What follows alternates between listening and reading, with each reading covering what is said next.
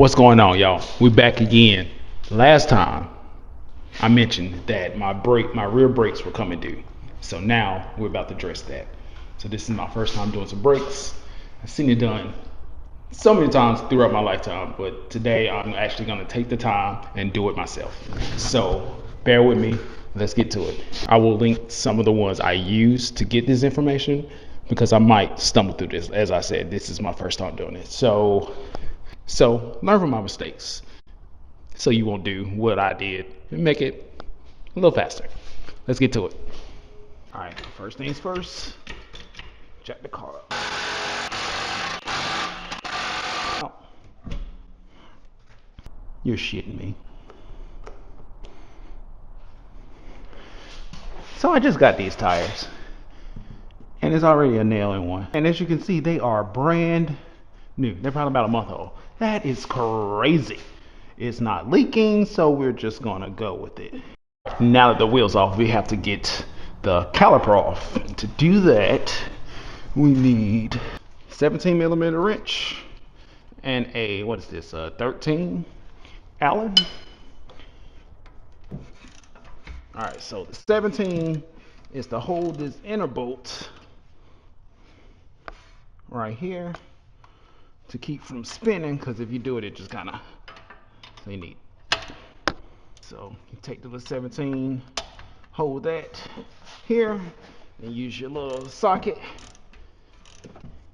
And then you repeat for the one at the bottom. But also, you don't want to take the one at the top all the way out, because it will make the caliper start twisting.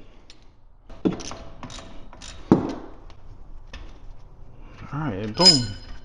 We have the two bolts out. Step I forgot to do, I have to put the car in, put the brakes in diagnostic mode. Oops. All right, since the car is now in service mode, all you have to do is just pull that off and boom. Take that right there. And now we have access to our handy dandy brake pads. So let's get those out. Now we gotta get the brake pad out of there.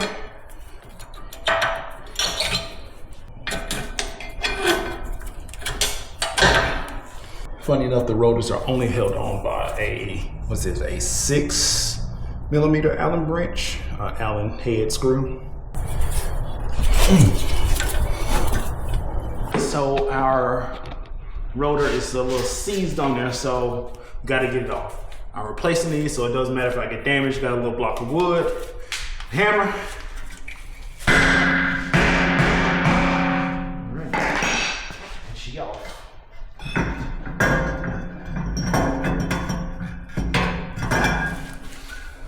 Old rotor off.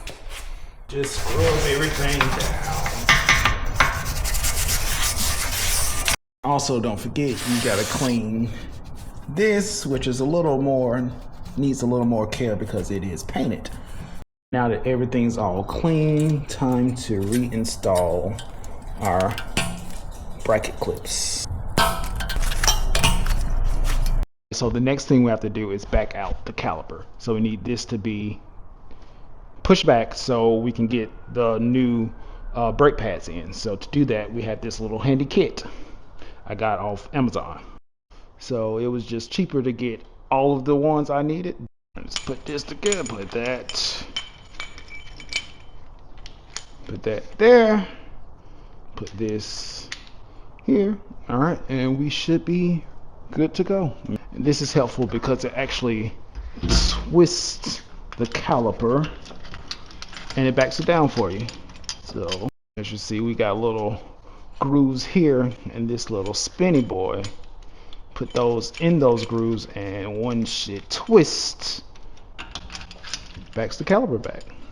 And I'm just gonna lock it and screw this out so it locks itself in place. Boom. All right, so now it's locked in here with the prongs, locked on here with this plate, and so now all I need to do, all right, that should be in there. Bam. And it's time to put that rotor back in.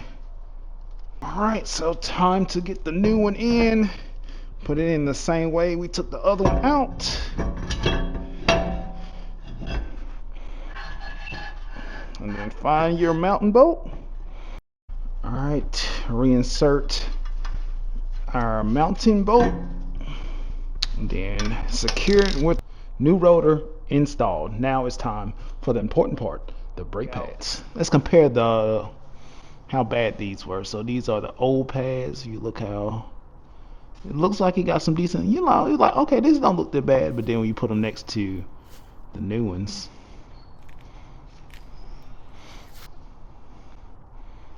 so not bad, but not good either. All right, so now we're just applying a little brake lubricant to the parts that actually stick down into the channels. Then the brakes, they look identical, but they're not. So we have one with an open U, one with a closed U. Closed U go on the inside, open on the outside. Damn, boom, right there. Okay. Okay, so now that we have both our pads back in, we can install our caliper. It should just slide in there. All right, now that that's on there, we just have to reinstall our bolts. So I had to go get replacement bolts from BMW because they are one-time use. As before, put your bolt here, other bolt is down here, put those in, and then you use your wrench and your socket together to tighten them up. So we're gonna move the camera because we need a little room to work. And just like that, we are halfway done. So now we gotta get that wheel put back on, and we can go to the other side.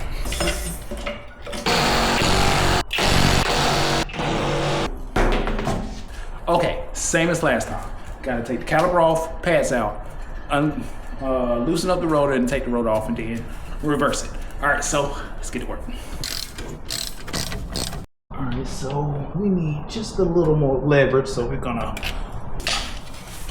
all right, so after using the screwdriver to push that back, it should come out. Be aware when you take the caliper off, you're gonna break the old, most likely you're gonna break the old sensor, but it's fine because you have to replace it anyway. Do the same on the back side. Then this is where your sensor was. All right, pop these off. Pop that off. And now we'll clean it up in just a second. So now we have to get this bad boy off. Hopefully it won't make me work like the last one did. Again, same as the other side. Just break it loose. It should come off like that.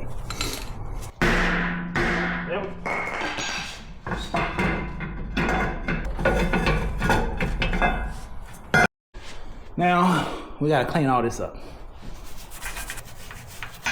Okay, now we need to clean off our caliper. So that is a heavy piece of metal.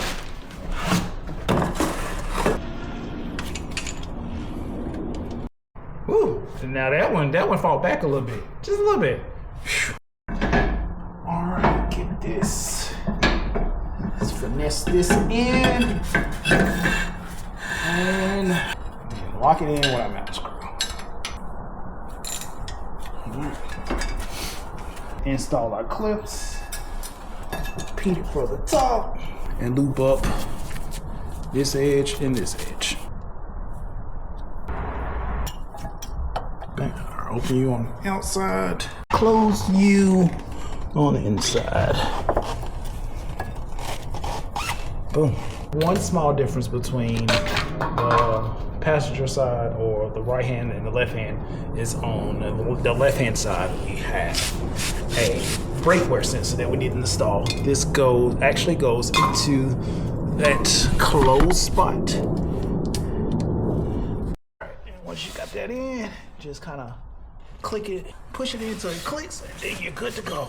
Gonna snake it through our caliper. All right, now we are reinstall our mounting bolt, our caliper mounting bolts. Of course, it's the same process as last time. So we're gonna skip that part. Be right back. Okay, now that we have our caliper secured, we have to route our brake sensor. So it was hooked into this little hook back here. Okay, so the old cord actually runs around here, through there, and up, tucks behind there. So we need to remove that. So this is a 10mm screw.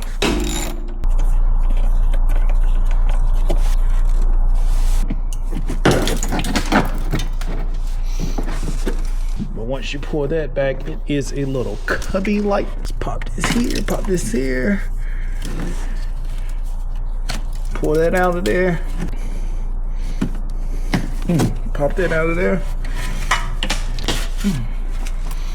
Pull that out of there. I got this routed good. All right. The last one is just this little spot here. Once you get that bad boy out, throw it to the side, because it's time to run the new. So you just rerun it to where it came from. Then you have this. It's a little piece that you mounted in right there. Then you take this piece here, put it back.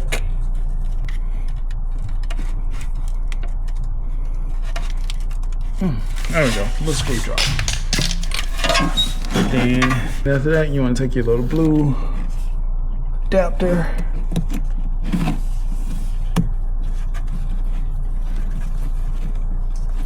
Make sure it's all the way in there.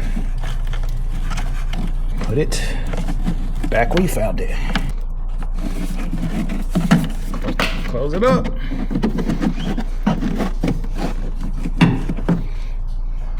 Good to go. Now we're gonna put back a screw. Oh, okay, so now we're on the home stretch. We got rotor on, new pads on, new sensor on. All we gotta do is put on the wheel, and then we're all done. Let's get to it. These are some wide tires, and they heavy.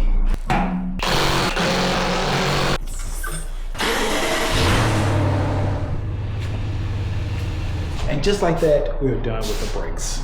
So for a little test drive, see how the brakes are performing. They're quiet, they're not squeaky.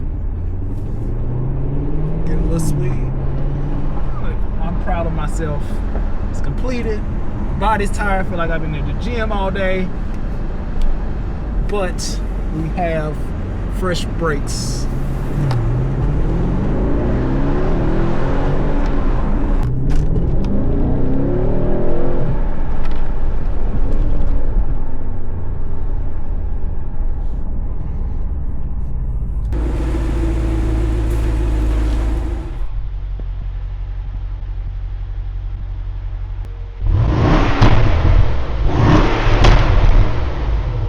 There you have it. We have the brakes on the M550 back up the par. And as you see, they're pretty low. They weren't down to the metal because I'm not an idiot, but they were getting pretty low. Even though the car will let you know when you need new pads, it will not let you know when you need rotors. One way that I find out to know if you need new rotors is if you have a lip on the face. So easy way to tell. You run your finger here and it catches at the end. You're like, oh, we need new rotors. You can even see this even better with the screwdriver. So you can go here and get caught up this side. With the new ones, it'll go straight to the side and fall off. So, yep, that's a lip. That's a lip right there. So yeah, it was time to get some new rotors. And I know the front rotors will need to be replaced as well because that actually has a bigger lip on it than these. So stay tuned. We'll definitely be addressing those when they come up.